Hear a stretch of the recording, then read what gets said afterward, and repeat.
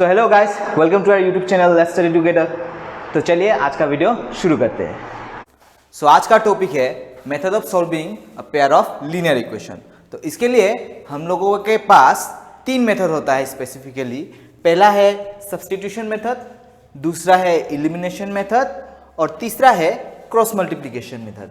तो अब हम लोग इस मेथड को एक एक करके सीखेंगे। तो पहला मेथड है सब्स्टिट्यूशन मेथड। तो एक छोटा सा बेसिक सा एग्जाम्पल ले लेते हैं, x plus y equal to 3 and x minus y equal to 1। तो ये है हम लोग का पेयर ऑफ इक्वेशन। तो पहले हम लोग को जानना पड़ेगा कि सब्स्टिट्यूशन का मीनिंग क्या है। सब्स्टिट्यूशन का मीनिंग क्या है? किसी भी एक चीज़ को एक जगह से दूसरे जगह में प्लेस करना। तो यहाँ पे भी हम लोग क्या करेंगे कि कोई भी एक इक्वेशन को हम लोग प्राइमरी इक्वेशन पकड़ लेंगे और वहाँ से कोई भी एक वेरिएबल का हम लोग वैल्यू निकालेंगे और फिर उसको दूसरे इक्वेशन में हम लोग पुट करेंगे। तो यही है हम लोग का सब्स्टिट्यूशन मेथड का लॉजिक। तो अगर हम लोग इसको इक्वेशन नंबर 1 दे देते हैं और इसको हम लोग अपना प्राइमरी इक्वेशन समझ ले, इक्वेशन सेकेंड को, ठीक है। तो यहाँ से हम लोग x या फिर y का वैल्यू निकालेंगे। तो अगर मैं यहाँ से x का वैल्यू निकालूँ तो वो हो जाएगा y प्लस 1। यहाँ से हम लोग y का वैल्यू भी निकाल सकते थे, एक ही बात होता, बट चूंकि यहाँ पे x का वैल्यू निकालना ज़्यादा इजी हो रहा है तो मैंने x का वैल्यू निकाल लिया। तो इसको अभी हम लोग दे देंगे इक्वेशन नंबर 2। तो अब एक वेरिएबल का वैल्यू निकल गया, तो इसको अभी जिस इक्वेशन को हम लोगों ने यूज़ नहीं किया है वहाँ पे हम लोग सब्स्टिट्यूट करेंगे। तो यहाँ पे हम लोगों ने कौन सा इक्वेशन को यूज़ नहीं किया था? फर्स्ट इक्वेशन को, ठीक है, क्योंकि ये वाला हम लोगों का निकाला था हम लोगों ने सेकेंड इक्वेशन से। तो अगर फर्स्ट इक्वेशन में जाए तो हम लोग ऐसा लिखेंगे, सो सब्स्टिट्यूटिंग, या फिर आप लोग लिख सकते हैं पुटिंग बोल के भी, ठीक है। तो substituting value of x in equation number 1। तो वहां से हम लोगों को क्या मिलेगा? x के जगह पे बस सिंपली उसका वैल्यू पुट कर देंगे। तो हम लोग को मिल जाएगा y plus 1 plus y equal to 3। उसके बाद क्या करेंगे? बस बेसिक सॉल्यूशन, जो हम लोग कोई भी पॉलिनोमियल या फिर कोई भी इक्वेशन का हम लोग सॉल्यूशन करते हैं। तो अल्टीमेटली यहाँ पे हो जाएगा twice y plus 1 equal to 3। फिर क्या हो जाएगा हम लोग का? हो जाएगा हम लोग का ट्वाइस वाई इक्वल्स टू, यहाँ से हम लोग को 2 मिल जाएगा। इट मीन्स हम लोग को मिल गया y इक्वल्स टू 1। सो एक वेरिएबल का वैल्यू हम लोग को मिल चुका है। तो अभी उसको हम लोग कहाँ पे यूज़ करेंगे? उसको हम लोग यूज़ करेंगे जो हम लोग का x का वैल्यू निकाला था। मतलब हम लोग फिर से दूसरी बार यहाँ पे सब्स्टिट्यूट कर रहे हैं y का वैल्यू, इस बार और एक इक्वेशन में। तो यहाँ पे हम लोग क्या करेंगे? सो फ्रॉम 2 क्या लिखेंगे? x इक्वल टू y का वैल्यू क्या है? 1। तो यहाँ पे बस y का वैल्यू सब्स्टिट्यूट कर देते हैं, तो मिल गया 2। तो हम लोग का रिक्वायर्ड सॉल्यूशन जो हुआ, जो हम लोग को रिक्वायर्ड सॉल्यूशन मिला, वो क्या मिला हम लोग का? x equals to 2 and y equals to 1। तो अल्टीमेटली यहाँ पे हुआ क्या है? हम लोगों ने यहाँ पे सब्स्टिट्यूशन 2 बार यूज किया है एक ही प्रॉब्लम में। पहला कब? जब हम लोगों ने x का वैल्यू निकाला और फिर फर्स्ट इक्वेशन में बिठाया, वो था पहला सब्स्टिट्यूशन। और दूसरा सब्स्टिट्यूशन कब हुआ? जब हम लोग को y का वैल्यू मिला और उसको इस वाले इक्वेशन में बिठाया। तो अल्टीमेटली सब्स्टिट्यूशन में हम लोग यही करते हैं कि कोई भी एक वेरिएबल का वैल्यू निकालते हैं, उसको दूसरे में सब्स्टिट्यूट करते हैं। तो अभी सेकेंड मेथड जो कि है एलिमिनेशन मेथड। तो एलिमिनेशन मेथड में एक्चुअली हम लोग क्या करेंगे? वहाँ पे हम लोगों को दोनों इक्वेशन को ऐड या फिर सब्ट्रैक्ट करके कोई भी एक वेरिएबल वाला टर्म, मतलब लाइक टर्म्स को हम लोगों को एलिमिनेट करना है। तो इसलिए इसको एलिमिनेशन मेथड बोला जाता है। तो जैसे यहाँ पे हम लोग देख सकते हैं कि यहाँ पे है x plus y equals to 3, x minus y equal to 1। तो अगर हम लोग इसको ऐड कर दे 1 प्लस 2, तो उससे क्या हो रहा है? हम लोग का y कैंसिल हो रहा है, मतलब अल्टीमेटली हम लोग का y इलिमिनेट हो रहा है। अगर हम लोग को x इलिमिनेट करना पड़ता तो हम लोग क्या करते? 1 माइनस 2 कर देते।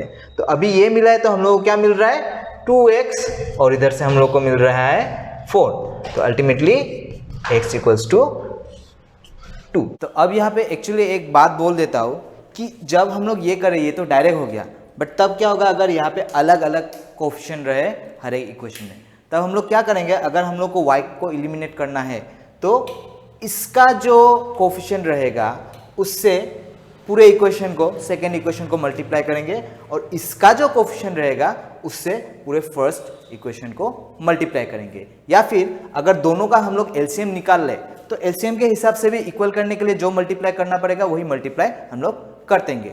अब यहाँ पे नेक्स्ट स्टेप क्या होगा, अल्टीमेटली एक बार हम लोग को सब्स्टिट्यूट करना ही है। अब दोनों में से किसी भी एक इक्वेशन में हम लोग x का वैल्यू सब्स्टिट्यूट कर देंगे, तो क्या होगा, हम लोग इक्वेशन 1 को ले लेते हैं। सो फ्रॉम 1 हम लोग को क्या मिल जाएगा, 2 + y = 3, मतलब y = हम लोग को मिल रहा है 1। तो अल्टीमेटली यहाँ पे सॉल्यूशन क्या हो रहा है, x = 2, y = 1। तो हम लोग देख सकते हैं कि सेम प्रॉब्लम को हम लोग सब्स्टिट्यूशन से करें या फिर एलिमिनेशन से करें, रिजल्ट तो सेम ही रहेगा। तो जो वाला मेथड खुद को कन्वीनियंट लगे वही यूज करने से होगा। अभी हम लोग सीखेंगे क्रॉस मल्टीप्लाई, तो उसको करने से भी हम लोग को सेम ही रिजल्ट मिलेगा। तो अभी हम लोग आते हैं हम लोग का आखिरी मेथड पे, जो है क्रॉस मल्टीप्लिकेशन मेथड। तो क्रॉस मल्टीप्लिकेशन मेथड में बेसिक चीज क्या होगा, हम लोगों के पास जो इक्वेशन होगा उसको लीनियर इक्वेशन के जनरल फॉर्म में लेके आना, मतलब ax + by + c = 0 में लेके आना पड़ेगा। तो अगर इसको हम लोग लिखने जाए तो हम लोग को मिलेगा x + y - 3 = 0 और यहाँ पे मिलेगा x - y - 1 = 0। अब क्रॉस मल्टीप्लिकेशन मेथड के लिए हम लोग करेंगे क्या कि हर एक कोफिशिएंट को सीरियली हम लोग लिखते जाएंगे। तो यहाँ से हम लोग को मिल रहा है 1 1 एंड -3, सो मिल गया हम लोग को 1 1 एंड -3। फिर क्या मिला, हम लोग को मिला 1 -1 -1, तो मिला हम लोग को 1 -1 -1। तो अभी यहाँ पे हम लोग को क्या करना है, पहला जो हम लोग को मिला है उसको फिर से एक बार हम लोग को यहाँ पे आखिरी में लिखना है, मतलब ये। तो सेम चीज को हम लोगों ने यहाँ पे लिख दिया। अब इनको हम लोग पेयरिंग करेंगे, जैसे ये पहला वाला एक पेयर हुआ, फिर ये दूसरा वाला पेयर हुआ और ये तीसरा वाला पेयर हुआ। तो अब हम लोग को यहाँ पे याद रखना पड़ेगा कि ये सब पेयर इंडिविजुअल वेरिएबल्स के लिए हम लोग यूज करेंगे और पहला पेयर हमेशा 1 के लिए यूज होगा। 1 क्यों, क्योंकि यहाँ पे कांस्टेंट जो होता है, कांस्टेंट टर्म, वहाँ पे हम लोग का हमेशा 1 मल्टीप्लाई रहता है। उसके बाद दूसरा वाला होगा हम लोग का पहला वेरिएबल, मतलब यहाँ पे है हम लोग का x, तीसरा वाला है हम लोग का दूसरा वेरिएबल, मतलब है y।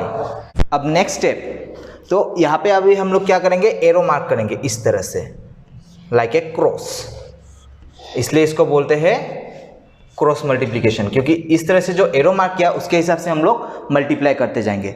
तो पहला पेयर है हम लोग के 1 के लिए, तो यहाँ पे हम लोग अभी एक चीज लिखेंगे इस तरह से 1, फिर आएगा हम लोग का x, फिर आएगा हम लोग का y।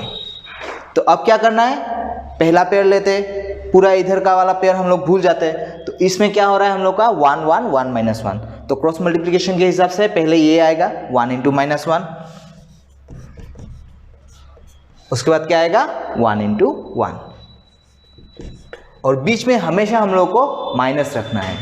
फिर आएगा x के लिए, तो x के लिए हम लोग को मिल रहा है 1 -3 एंड -1 -1। तो यहाँ पे हम लोग को क्या मिल रहा है 1 × -1 -1 × -3। अब y के लिए आखिरी वाला पेयर, तो यहाँ पे मिल रहा है -3 × 1 -1 × 1।